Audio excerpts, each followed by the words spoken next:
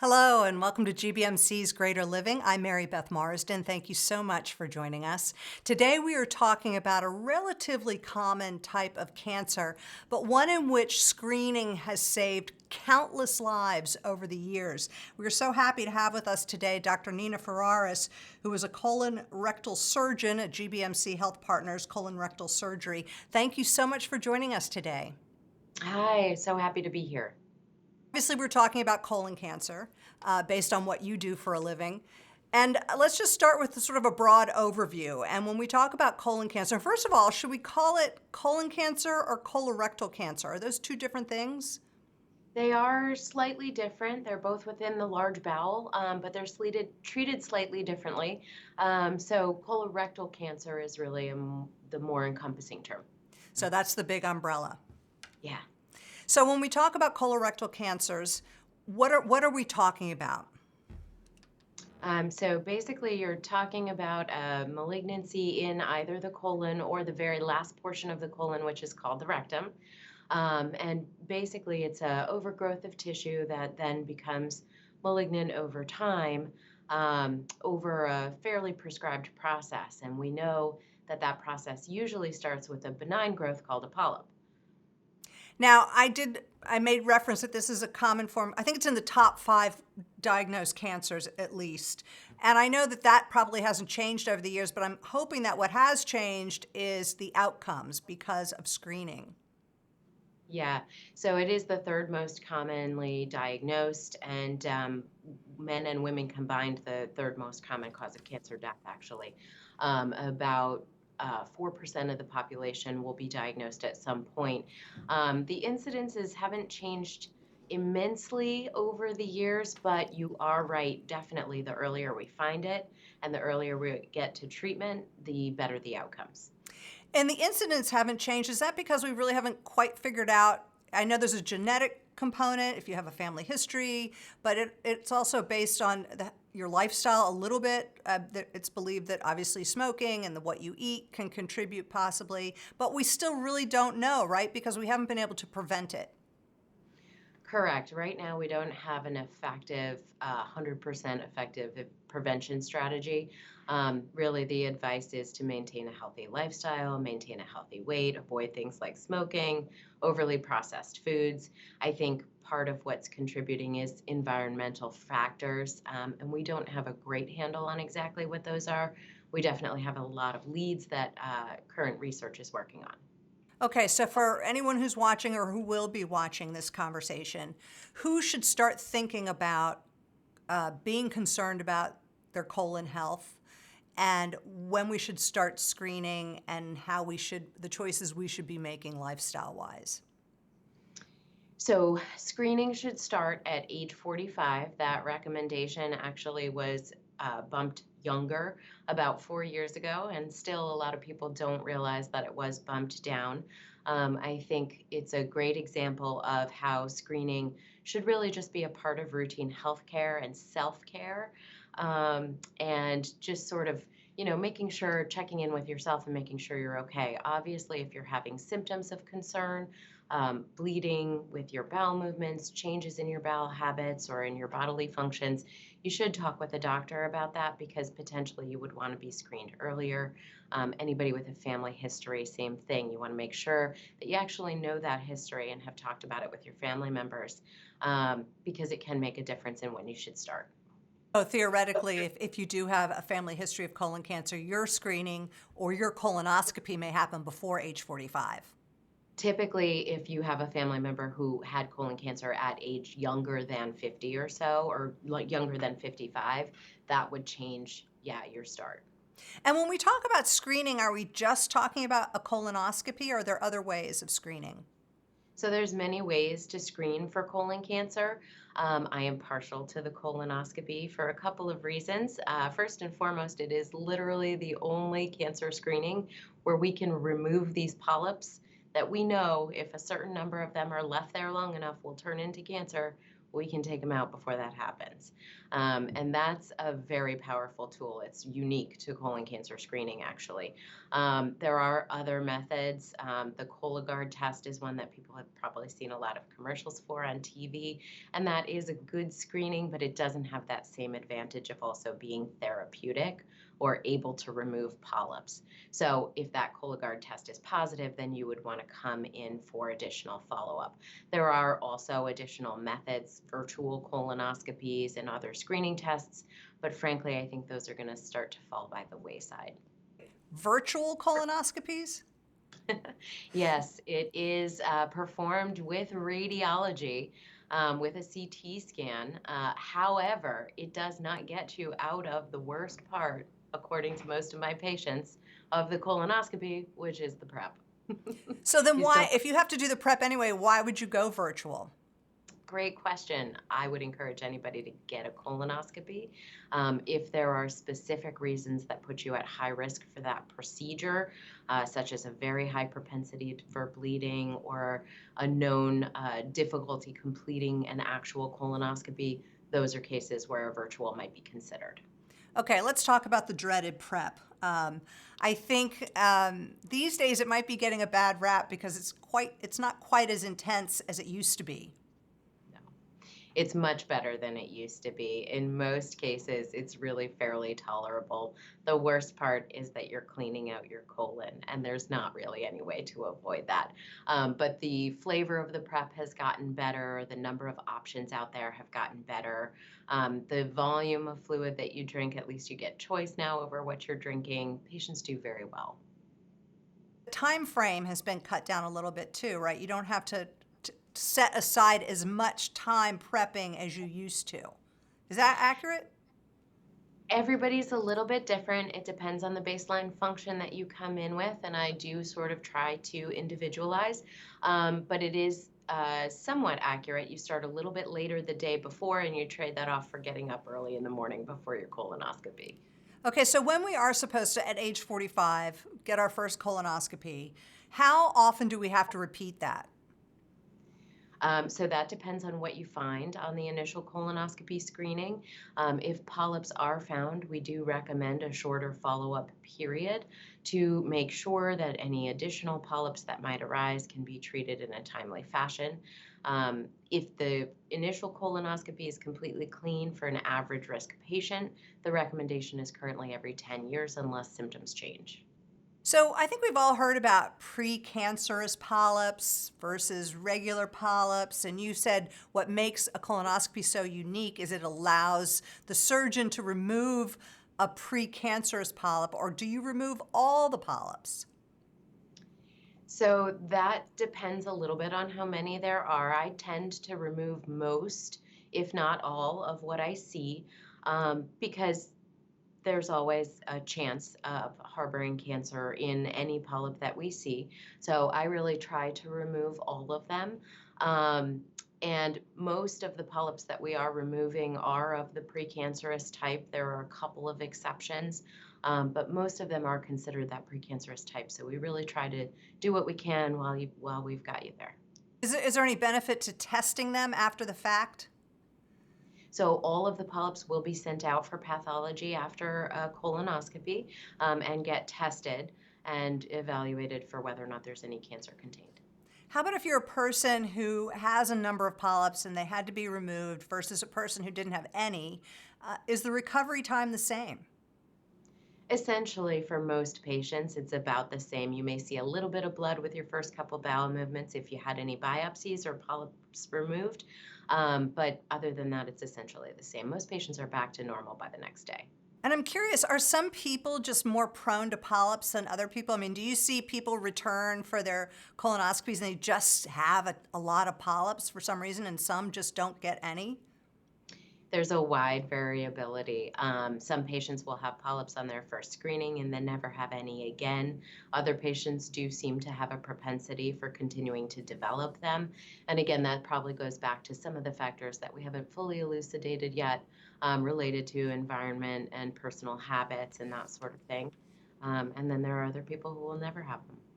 Are there types of colorectal cancer that can't be detected during the colonoscopy, or that are so fast growing that they aren't detected in between the times you're supposed to get the colonoscopy? So I can never say never. That is a possibility. But if we are seeing polyps on a colonoscopy screening that we think are suspicious for high risk, then we're going to be bringing you back at shorter intervals for your follow-up screening and hopefully catching things. That's why we tighten up that follow-up period, to try and make sure that that's not happening. It is possible, but it's unlikely with the screening protocols that we have in place today. So theoretically, if most people, if not everyone, gets their colonoscopy, we should see the rate of colon cancer decline, right? Theoretically, that would be nice if that happened. I think 100% buy-in to any screening is tough to achieve, but I'd love to get there. And does it also screen for rectal cancer? Yes, absolutely. The rectum is also screened as part of the colonoscopy. So again, colon and rectal cancer, while treated somewhat differently, if diagnosed, are screened for in the same way. So now we're still in a pandemic, but we're coming off the worst of the pandemic, at least that we've known so far. And for the last 2 years, I'm going to say even a year and a half, nobody was getting screened, particularly in that first year. Then I'm curious if you saw an uptick in people who had symptoms or cases of colon cancer because screening wasn't happening. Is it too soon to know? It's probably too soon to know. We're still catching up with the deficit, if you want to call it that. People are still coming in, and we are still doing our very best to get everybody in as quickly as possible. We did see a little bit of a bump in incidence just after the pandemic because the people who were of the greatest concern were the ones who came in earliest and got screened first as priority. So we saw a little bit of a bump, but I think it's too late to tell what the upshot will be in the long term.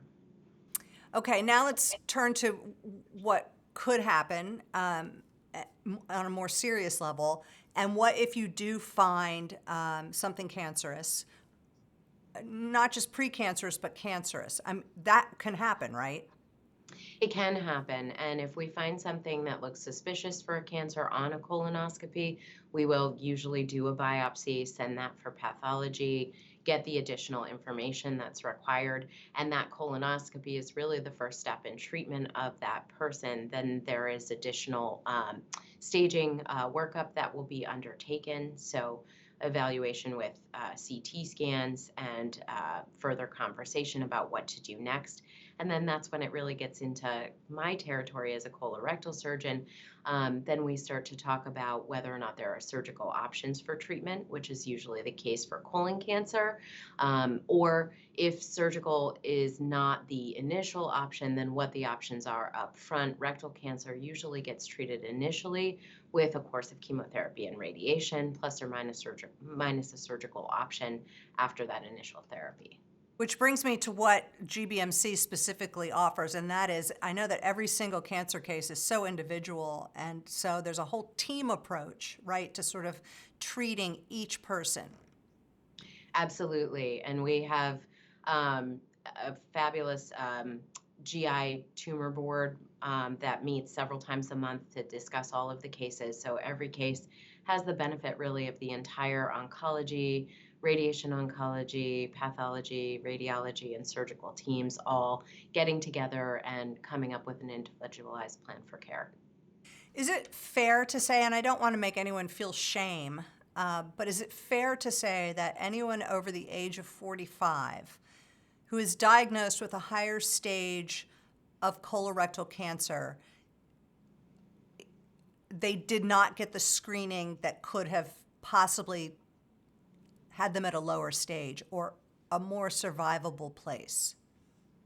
That you can never say for sure, not having done the screening, but I certainly would encourage everyone around age 45 to come in for their first screening to prevent that from happening. We wouldn't really know or be able to say, but certainly we know that treatment is more effective and more survivable if cancer is caught at early stages. So the goal is always to catch it as early as possible.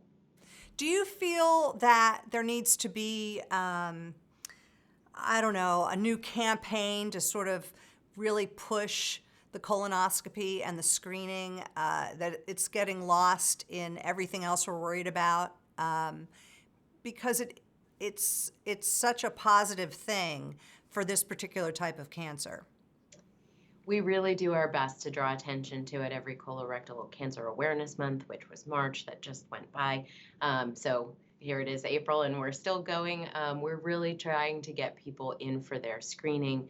And I think a lot of people hesitate because of the delicacy of the, discussion about your bowel function and your bowel habits. But I have to say we've done a great job promoting cancer screening for things like prostate cancer and breast cancer. And this is really just the same type of self-care and self-monitoring and making sure that you're taking care of yourself.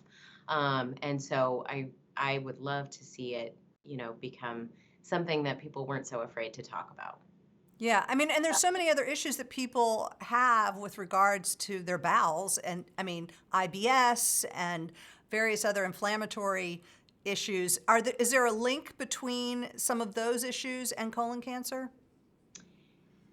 IBS, or irritable bowel syndrome, is not linked currently to colon cancer. There are other conditions like inflammatory bowel disease, Crohn's disease, or ulcerative colitis that are linked to an increased incidence of colon cancer. And so, again, any change in your bowel habits, blood in your stool, unexpected weight loss, if you just feel that something's really not right, with your body, or something is changing, it makes sense to go in and talk with a healthcare provider about those symptoms, and they should be able to guide you as to whether or not you need additional evaluation. I don't think people realize how much real estate the colon actually takes up in your body. So you have a lot of areas to look through when you're trying to find something wrong. Isn't that right? It is fairly long. How long depends on how tall you are and what size your body is. So it's not the same for everybody. People love to ask that question, but everybody is individual. But there is a fair amount of area that does need to be looked over at the time of colonoscopy. And most of the time we are able to see the whole colon and rectum, as best we can. The better the patient does with the prep, obviously, the less there is that could potentially be missed. No test is perfect, but we do usually get to the whole colon. There's so much has improved, right, in how surgery works with the colon. And I mean, I think in the old days we thought colon cancer, you're going to get a colostomy, it's going to be terrible. People would actually think that they couldn't even live that way, but it's gotten so much more refined, right? Oh, we've come a long way. Yeah. I and my partner actually both aim to do most of our surgeries minimally invasive whenever possible. We have a Da Vinci robot here at GBMC, which helps us accomplish that in a lot of cases. That's been a huge advantage deep in the pelvis for rectal cancer cases as well. So both laparoscopically and robotically, we've come a long way from where we used to be with colon surgery in general, both for cancer and for benign disease. In a lot of cases, we're able to avoid an ostomy. And those cases where we're not able to, even those patients, I think, are doing better. There's been a lot of innovation in ostomy care and ostomy supplies. And so patients actually do very well after surgery in most cases. Doesn't always mean forever either, right? Not necessarily. It depends on the patient, Right. and it depends on the situation. And most of our patients are out of the hospital fairly quickly. We have enhanced recovery pathways to assist with recovery after surgery, really aimed at getting people home as quickly as possible to their own bed and to their recovery. It almost sounds like the colon cancer with the Da Vinci robot and the laparoscopic techniques. It's almost like the difference between what breast cancer was in the old days when you would get a radical mastectomy, everything went, and now they can really pinpoint. And I guess you're saying the same thing can happen. You can really pinpoint exactly what part of the colon you need to remove. Absolutely. We're still taking out the same portion of colon to get good margins and to get the lymph nodes, which is where any colon cancer would spread to initially. So that all comes out as part of a good oncologic or a good cancer resection. We're just able to do it through smaller holes now. And talk about what the recovery is like and how your lifestyle may have to change after uh, colon surgery. So, most of our patients don't see a humongous change in their lifestyle after colon surgery. A lot of patients will have a change in what their baseline normal bowel function is. I call it getting used to the new plumbing. But once that happens, and that sort of happens over the first couple of months after surgery, once that happens, most patients are going about their lives and not really thinking twice about the fact that they had colon surgery. It's not something that is impeding them in any way moving forward. I'm going to loop back around to initial symptoms. And if you think you're having some GI issues on whatever level, what are the exact steps you should take? Should you always start with your GP? Should you go right to a specialist? What would you recommend? So that depends on a couple of things. I think starting with your general practitioner or your primary care physician is never a bad idea. Um, because that person is the person who's really coordinating your care and trying to make sure that you're meeting all your screenings and fully taken care of. So that's always a good place to start. You're always welcome to call our office. We don't necessarily require a referral, but some insurances will require that you do have a referral from your primary care physician before you come in and speak with us. So, but our door is always open. We're always, happy to speak with anybody who thinks that there might be something going on that's concerning to them.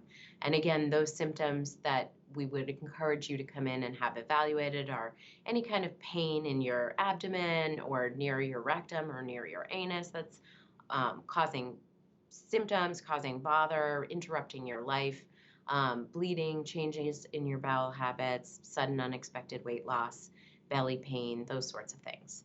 Yeah, and I love that you said your door is open because really you do have to go. I know this is an era of telemedicine and it's been immensely helpful for people who couldn't get away or people during the pandemic when we were locked down. But if you're checking out your GI tract and you need to figure out what's going on, you've got to go see someone. Isn't that right? For the most part, that is right. I'm happy to try and do an initial telehealth visit, but for a lot of my patients, actually coming into the office is important because the physical exam is an important part of the evaluation.